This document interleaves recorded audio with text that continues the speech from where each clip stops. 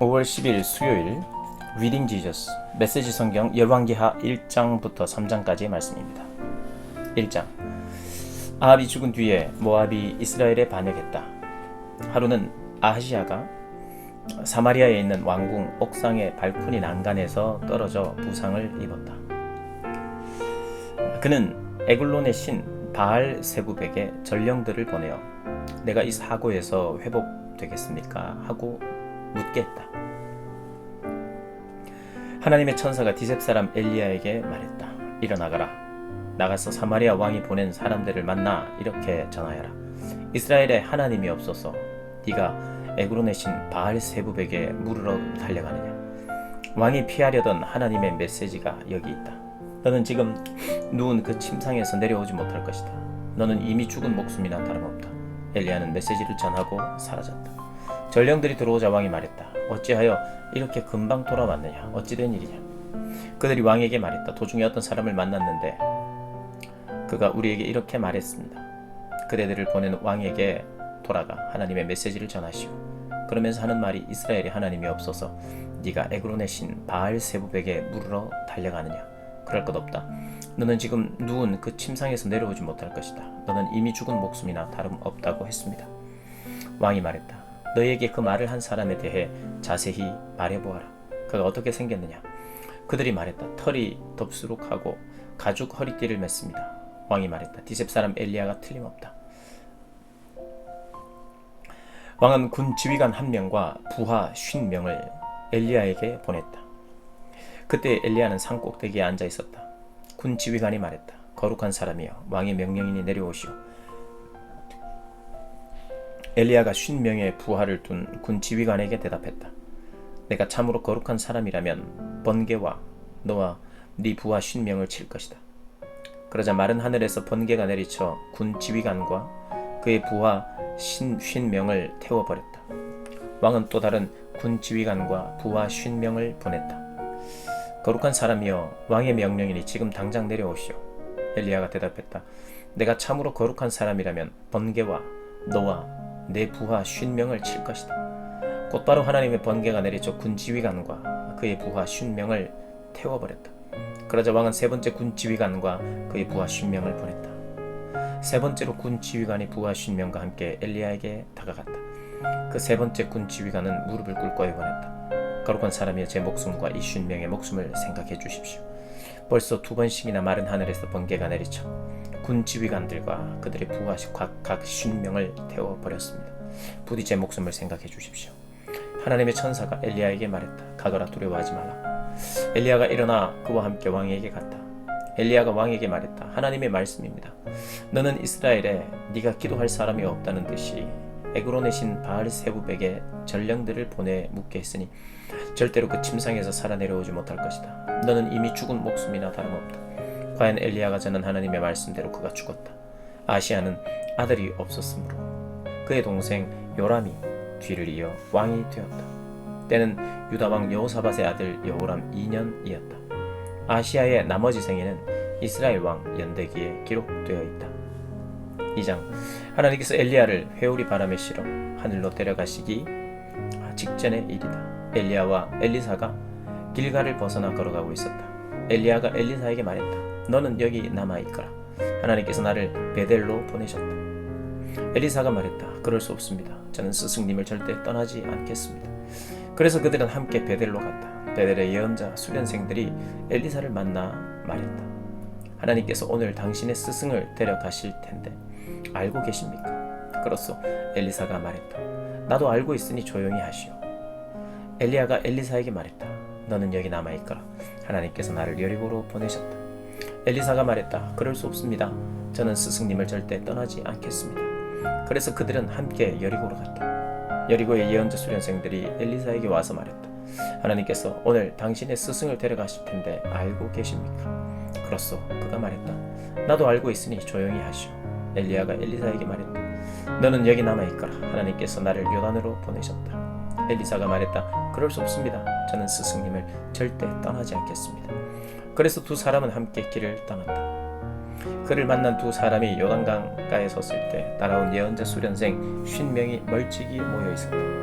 엘리야가 겉옷을 벗어 말아 들고 그것으로 강물을 치니 물이 갈라져 두 사람은 마른 땅을 밟으며 강을 건너갔다.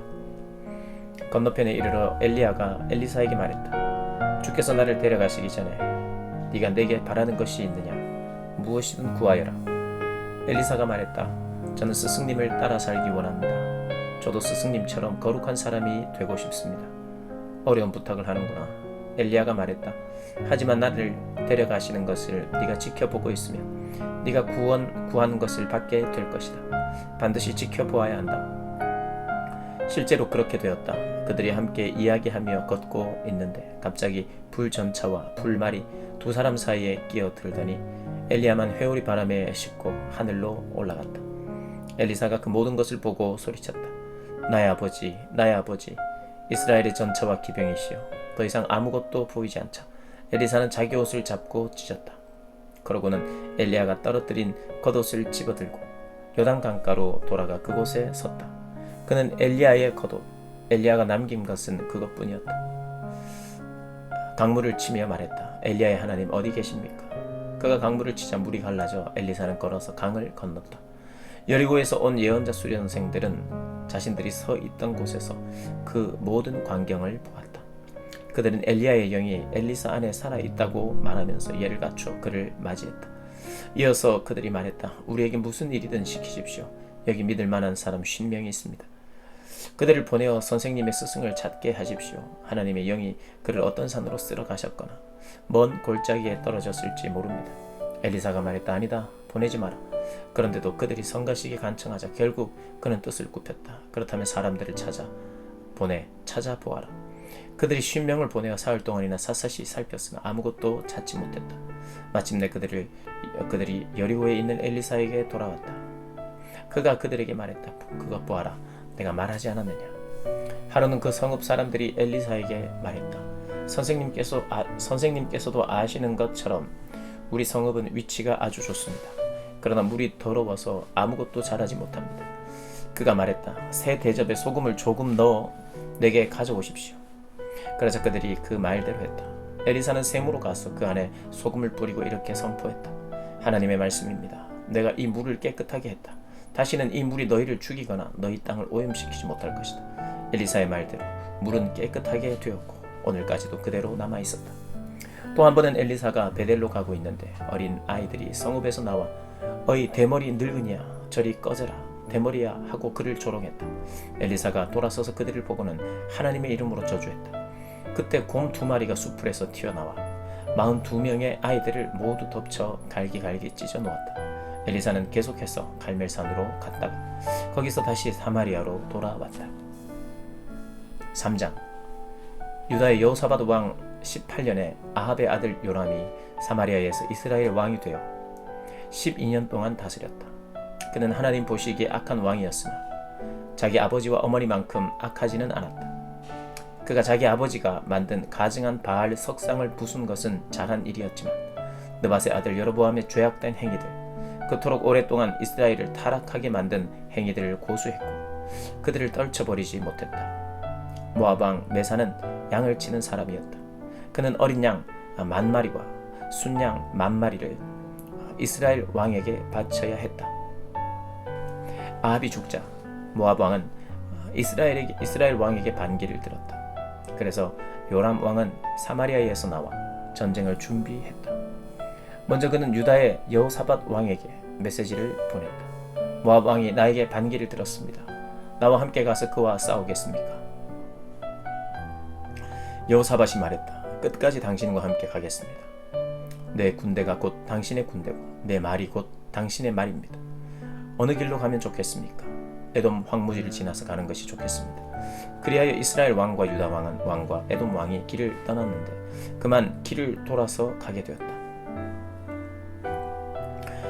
7일이 지나자 군대와 짐승이 마실 물이 떨어졌다. 이스라엘 왕이 말했다. 큰일이다.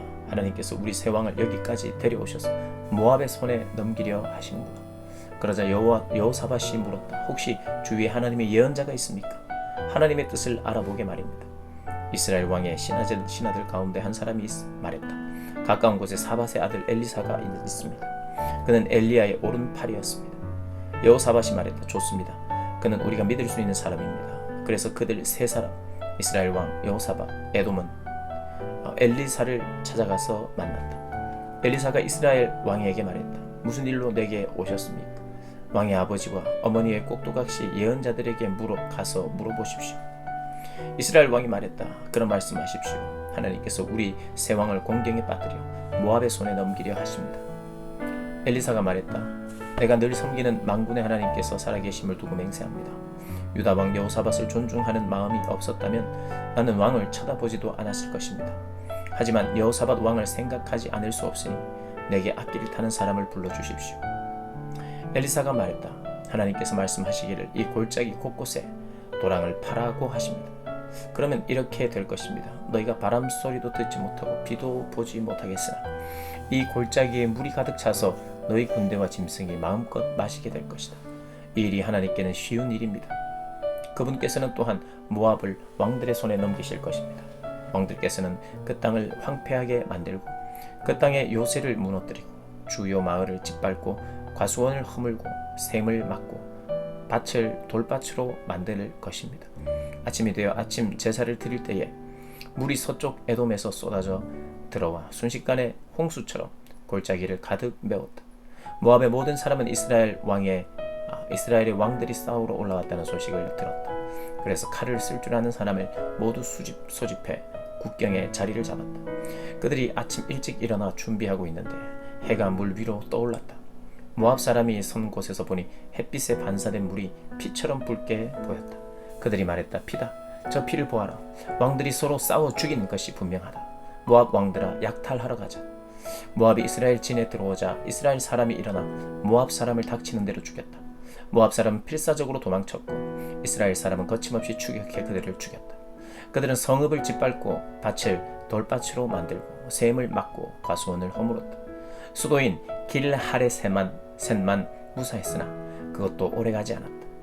그것은 수도마저 포위하고 돌을 마구 던져 공격했다. 모압 왕은 자기가 지는 싸움을 하고 있음을 알고는 칼 쓰는 사람 700명을 데리고 에돔 왕이 있는 쪽으로 돌파해 가려 했다. 그러나 뜻대로 되지 않자 그는 자기를 이어 왕이 될 마다들을 잡아서 성벽 위에서 제물로 바쳤다. 그 일은 이스라엘의 격한 분노를 불러일으켰다. 이스라엘은 물러나 자기 나라로 돌아갔다. 아멘.